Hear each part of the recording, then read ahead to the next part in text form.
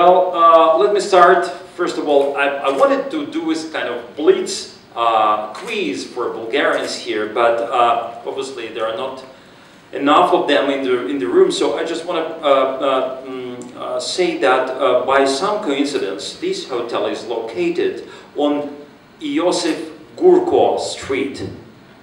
For those who are not well familiar with Iosif Gurko, let me tell you that Field Marshal Iosif Gurko was leading the Russian army back in 1877-78 in a war against Turkey. So effectively, he helped liberate Bulgaria from the Turkish, or out of the Turkish yoke.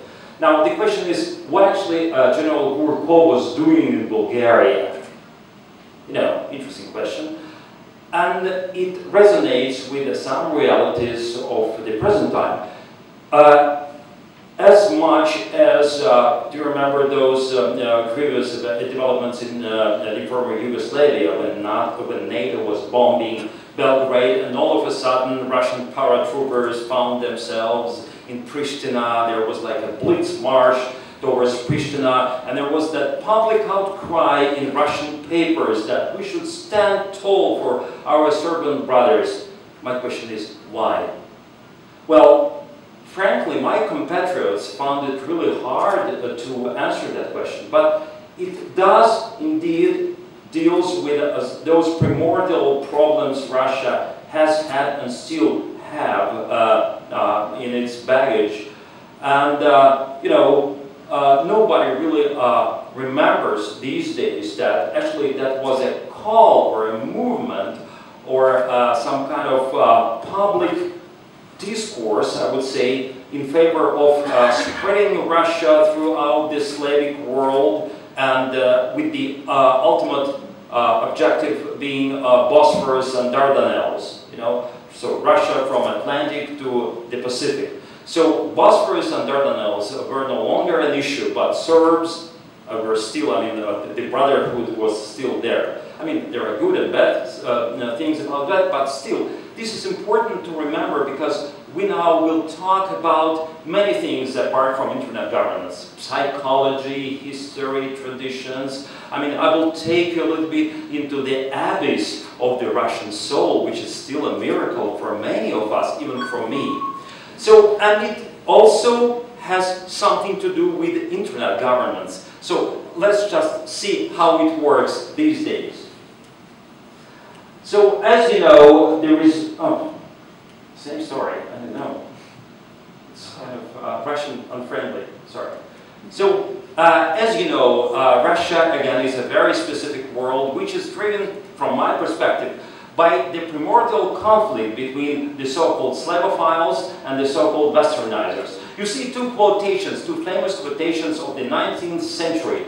One is a poetic line describing Russia as something enigmatic which you should just believe in. The other one is pretty much prosaic, saying that basically what we need is a rule of law, independent judiciary, you know, enforcement, I mean, adequate enforcement, and then everything would be, in a way, Europe is governed.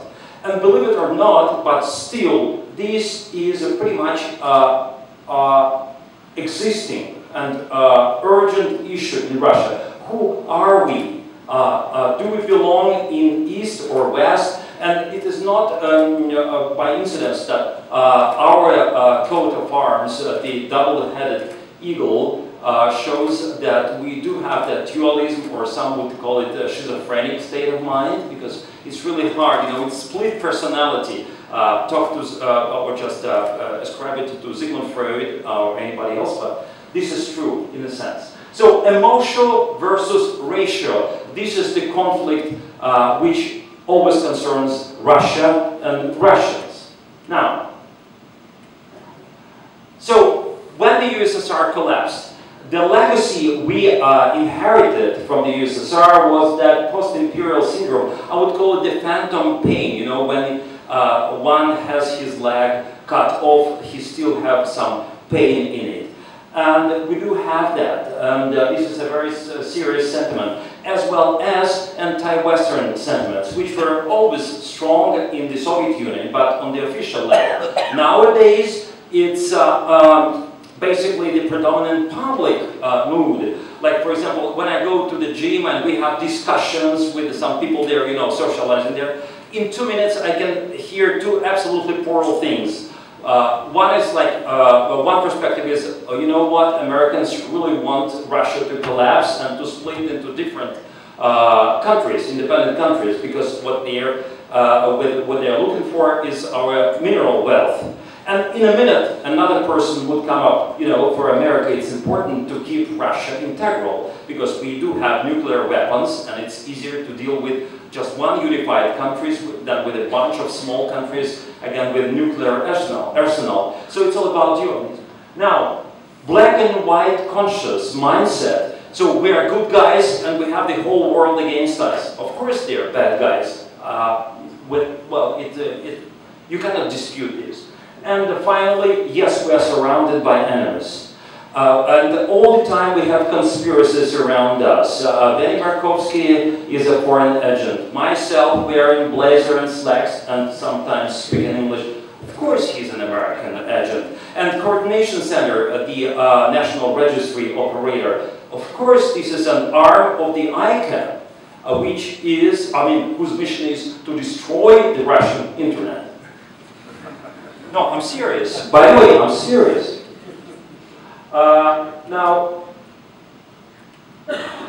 Okay, so you can see some background of the Russian segment of the internet, as we call it, before and after year 2000. I wouldn't really stop here, but you can see that there were certain drastic differences and certain developments, very radical developments in the Russian segment of the internet. What I really want to draw your attention to is that nowadays, in contrast to pre-year 2000 developments, security concerns are very high, like elsewhere. Cybersecurity concerns, let's put that in such a way.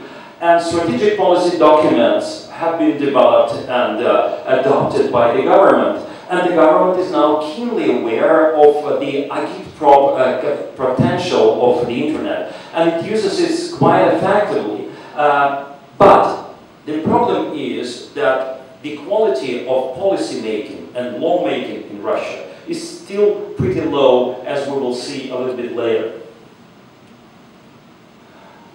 Now, there are some immediate conclusions. You can see that the basic quality of net advancement were far ahead of the quality of policy making.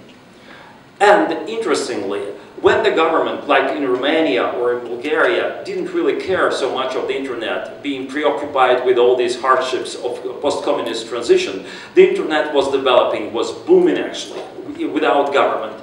Now, there was a huge constituency which had emerged behind the internet and its basic principles, even without a proper understanding or sort of appreciating them, and that is freedom and openness. And the Russian leaders, because of that constituency, had to go public all the time, reassuring the nation and the world that the internet in Russia was going to stay free and open. And the professional community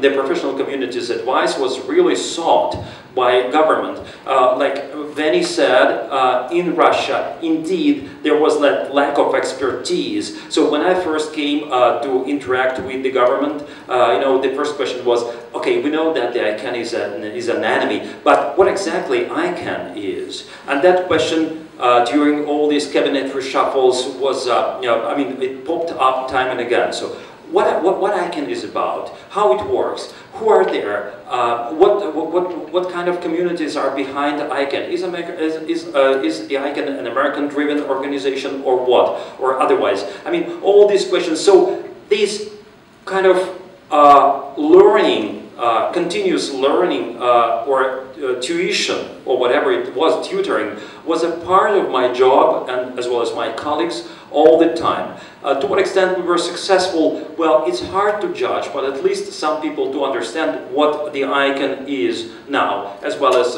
internet governance policy. Now, year 2010 was, in many senses, a milestone year for Russia, for the internet, and for the internet governance. Because, as you remember, RF was delegated and it was booming.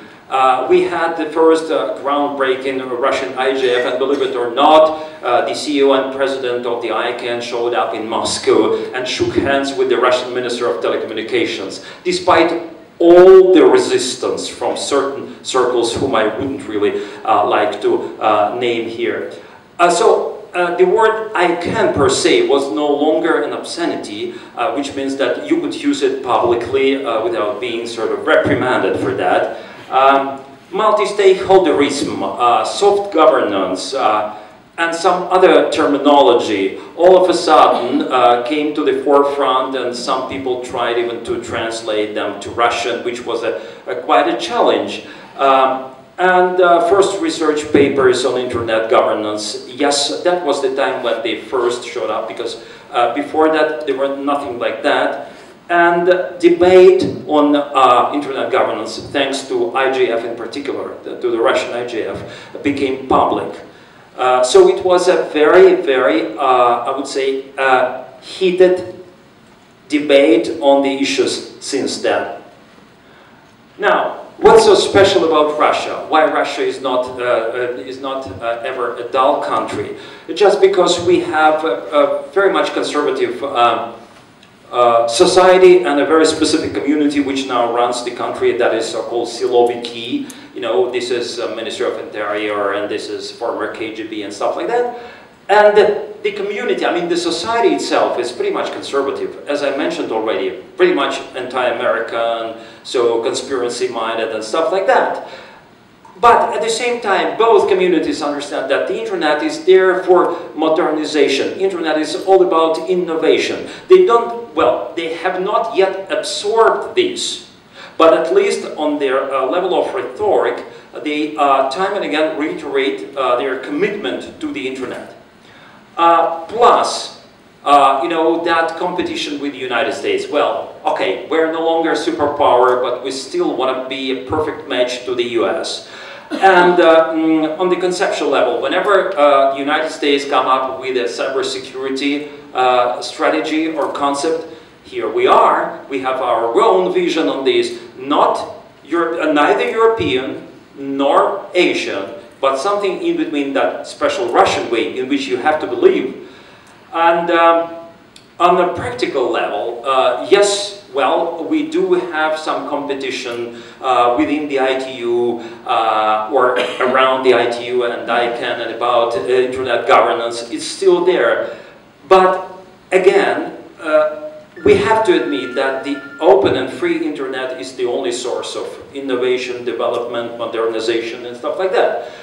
And two main areas where Russia feels or senses it is capable of competing with the United States. That's, of course, cybersecurity and the internet governance. Let me just notice in brackets that the word cybersecurity, just until very recently, has not been widely used in Russia, because we didn't have any cybersecurity, and you will shortly realize why.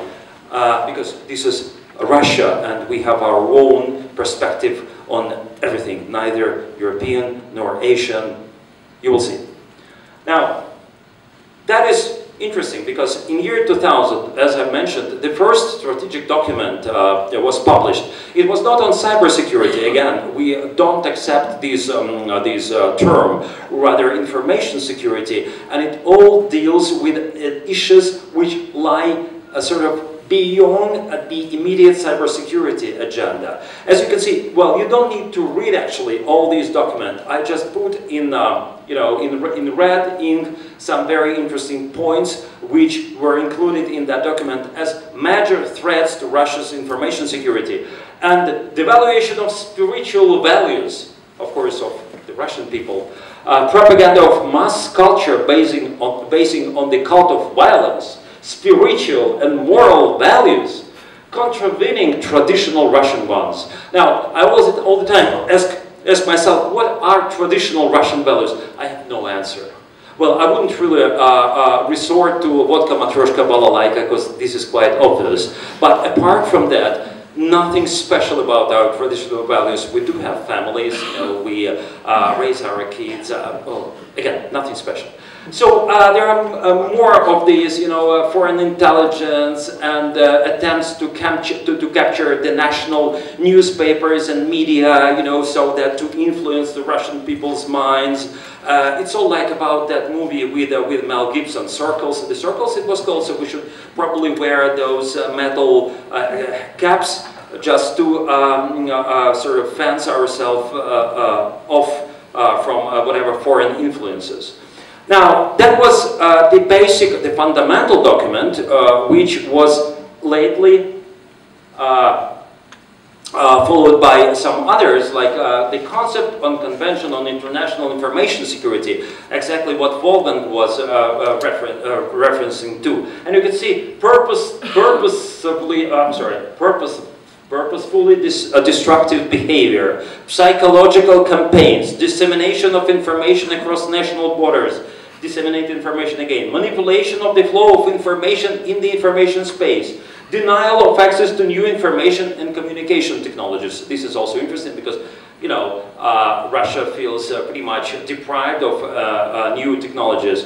Gaining control over the national information resources. So time and again, the same concern, information security, the state of mind of our people. This is the center of the government's efforts. This is the focus of all these initiatives in the area of information security. And this is the way we competed with the United States. Whenever the United States had cybersecurity, well, again, let me just repeat it, we would come up with information security. Because cybersecurity is pretty much American, isn't it? Information security is ours.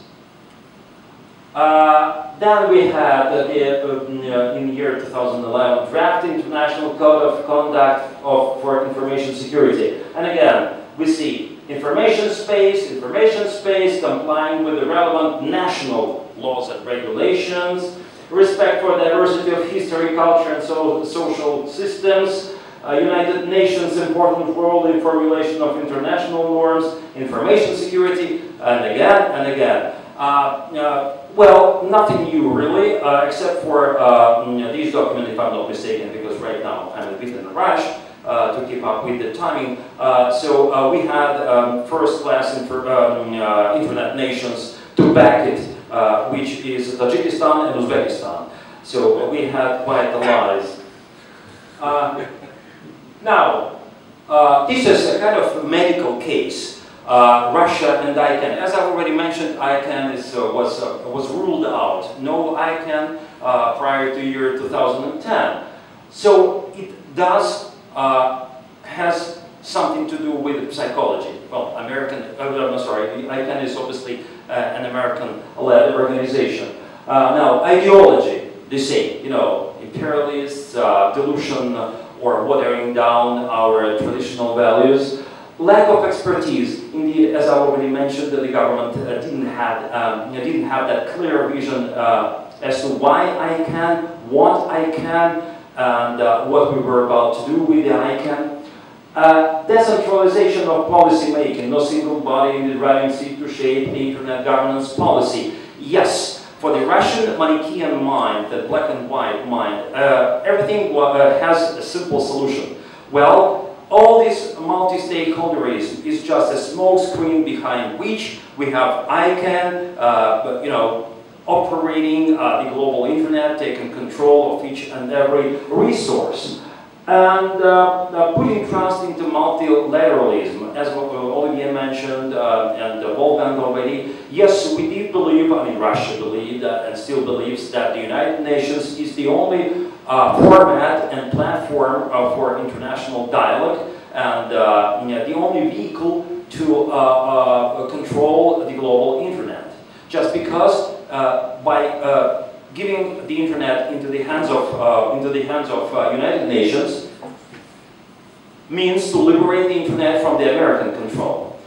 And finally, don't you forget that, and this is quite understandable, Hamadoun Touré, the head of the international, the head of ITU, actually is a graduate of St. Petersburg, which is not, well, it's not just a number of letters or sounds for the Russian ears, because Mr. Putin is from St. Petersburg, Mr. Medvedev, and a lot of people on top of the Russian government. But so he graduated from St. Petersburg University.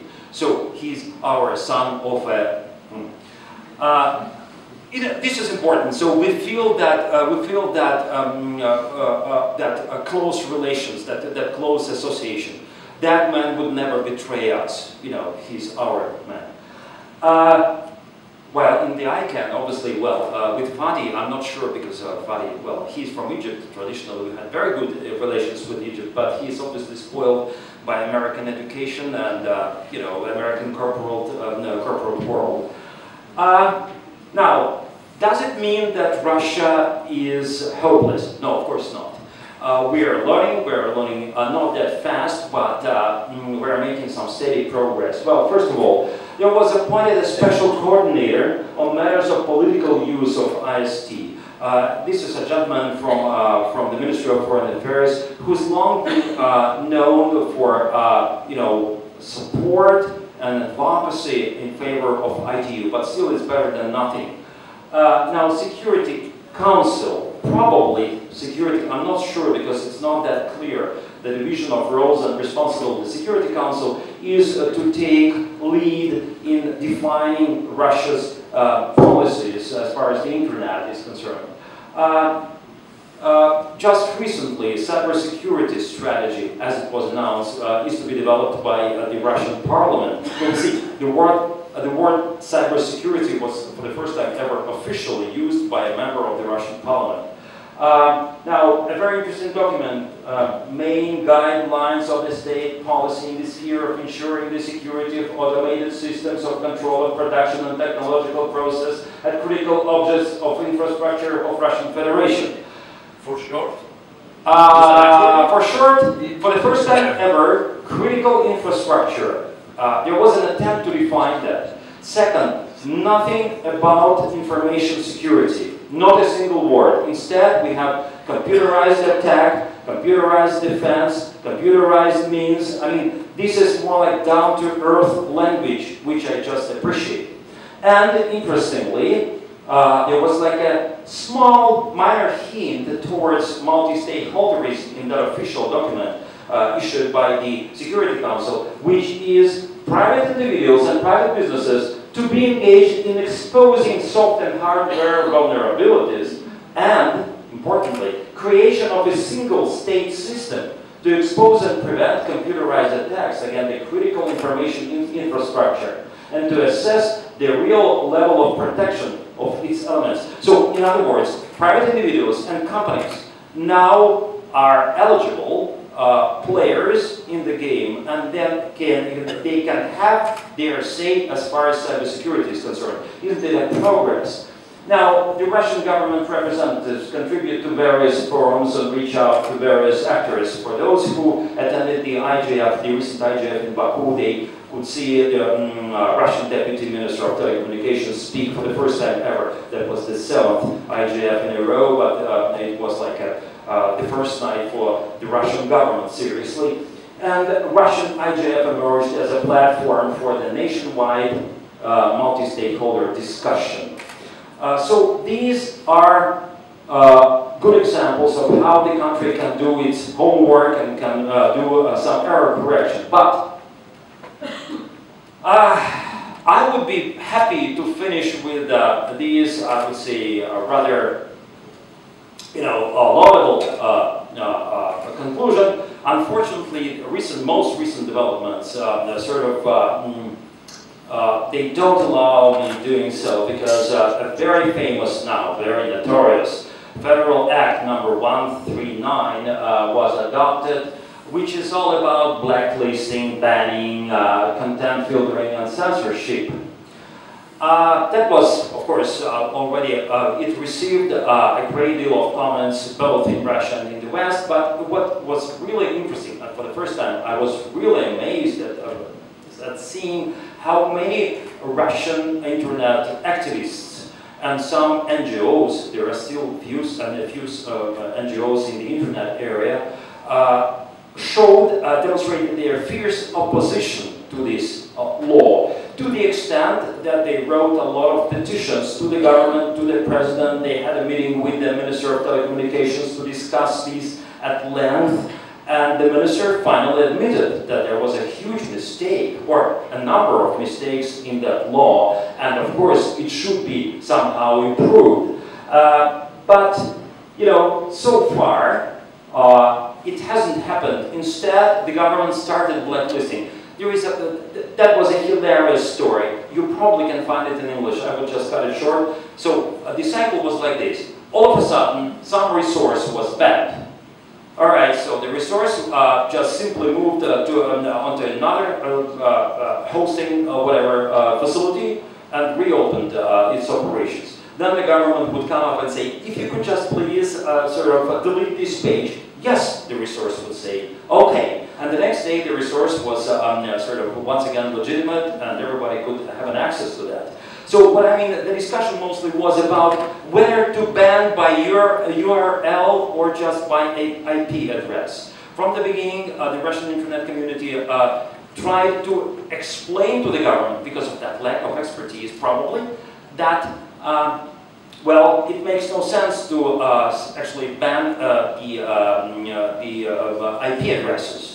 The government didn't believe, with quite obvious results. So now, I don't know, the Kingdom of Tonga and some other countries benefit greatly from Russian websites moving there. Anyway, so it's hard to say how this law would be implemented in the future, but it looks like, well, there will be more resources banned, but this tug of war will continue. We also had a discussion, like, who benefits from this, or who will benefit from this law? My and my colleagues' explanation is that, well, it has nothing to do with ideology or that Russian way. It's pretty much material hard rock evidence of certain business vested interests behind it. Just imagine this sequence. Okay, so first of all, you announce that you're going to ban by IP addresses. Then there will be all that migration of platforms, portals, and sites from one hosting company to another. Then you would order each and every ISP to buy that deep packet inspection, because otherwise you wouldn't be able to control and filter and censor the traffic. Well, not every ISP would be able to do that, because some of them are minor, and actually what they do, they dump on some local markets, which means that they will be forced out of the market, and only 3-4 biggest operators who can afford that DPI equipment would be allowed to continue their operations, which means that, I mean, we come at the end of the day to a highly monopolized market with some kind of cartel agreement, and the whole country is sort of split between 3-4 biggest operators who don't really who are not really concerned about traffic monitoring and filtering. Rather, they would just seek their personal gains or whatever corporate gains. So it's one of the theories, because again, I'm also conspiracy-minded, but unlike the Russian government, I can see business in such a situation a natural kind of enemy. So this is kind of a very complex, very dynamic picture, sometimes hilarious, sometimes it's sad. But it's interesting that in such an environment, the Russian IGF and the concept of internet governance actually flourishes. And the best proof of this is Russian IGF, because we had to date 3 IGFs already, and it was a huge success, because You know, when I'm talking about the internet governance landscape, you should not forget that unlike many other countries, we have, for example, the Russian Internet Week. The last Internet Week was so huge. There were 20,000 applications to take part in the Russian Internet Week. But unfortunately, because of limited accommodations, only 3,000 people made it for the event. Now, we have Russian Internet Forum, which is not Russian Internet Governance Forum. We also have the RUNET Award, which is awarded in like 15 categories, if I'm not mistaken, and it's given prime time on national TV. So this is somewhat special. And also we have some very much professional events, as well as very private initiatives. Eugene Kaspersky, for example, he deploys a number of internet professionals and security professionals, cybersecurity professionals. I mean, he puts them on train and sends them to some region where they have discussion with the public. And these are very interesting discussions, very encouraging. Yeah. Is this only one way? One way, yeah, that's right, Siberia. So, interestingly, Coordination Center actually sponsors most of these events, except for Kaspersky Train. Somehow we create a pretty much competitive environment. And what's this? Yes, when it comes to the Russian IGF, well, just a few words about this, because of course, because of that competitive environment, we have to do a lot of work on branding and marketing our event. We all the time try to modify that format, and we try to make it less Moscow-centered, because Russia is so huge. You know, you cannot simply come from Vladivostok for a couple of days to Russia, to Moscow to take part in that Internet Governance Forum, because the ticket would cost you roughly the same as from Moscow to New York City. So it's kind of a challenge we have to cope with. We try to reach out to different communities, to different strata, which is not that easy, particularly because civil society is still very nascent in the country, while the academic community is not particularly interested in internet governance issues. And English. As I mentioned yesterday, 86% of Russians has no command of English or any other foreign language whatsoever. 75% of them has never been overseas in any foreign country. So it's hard to deal with these people because the realities we're talking about, multi-stakeholderism, openness, freedom, democracy, are still foreign if not alien to them. And we try to educate the national academia, which is not that easy because there are very few of them, and they seem reluctant, as I've already mentioned, to absorb this new knowledge. Plus, who are we to educate them? We have no degrees, no PhDs, so obviously we're no match to them. So certain successes we need to have down the road, so we create certain brand values around that Russian IGF. So we did what we call edutainment. When you have that unusual format, like at one of those IGFs, we had, for example, a kind of, it was not rap battle, but it was battle between Americans and Russians on certain issues which concerned internet governance. It was very interesting, and it's still on the internet, you can find it. Now, we covered a huge territory between, let's say, the most western part of Russia through the Ural Mountains. So effectively, half of Russia is covered. People are aware of our internet, and more academics and more civil society activists attend our events. And one of the features of our Internet Governance Forum is that our major speaker, prominent speakers, we invite them to speak at, unfortunately, only Moscow universities, to go and spread the word, you know, what the internet governance is about, what is multi-stakeholderism, you name it.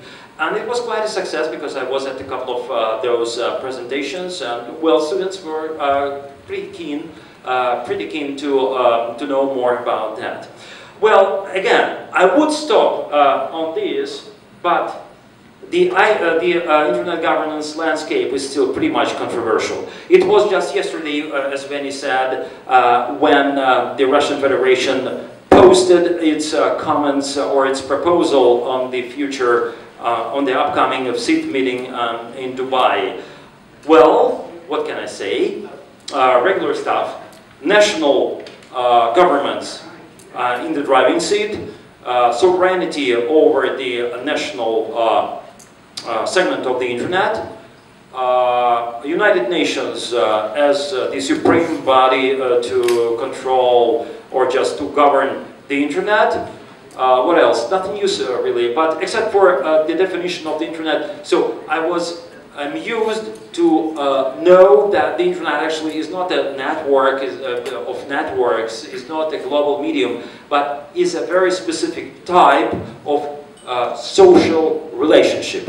This is what internet is about by definition of Russian authorities. So again, apart from that, I would say that the country is drifting. You know, it's a huge continent per se. So the country is very slowly drifting in the right direction. Remember, we are not members of the European Union, but still European values somehow resonate with some parts of our pretty much schizophrenic minds and souls. And the course of developments, from my perspective, defies those Slavophiles' efforts to position Russia as a unique establishment spread between Europe and Asia, being neither Europe nor Asia. Well, I guess that is it for the moment. I'm ready to take questions. Thank you.